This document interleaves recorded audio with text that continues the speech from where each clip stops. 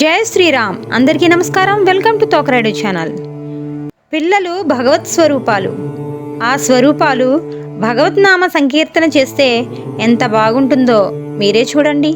రేపటి తరానికి బ్రతుకు భద్రతలతో పాటు మన సంస్కృతి సాంప్రదాయాలను, భారతీయతను నేర్పండి.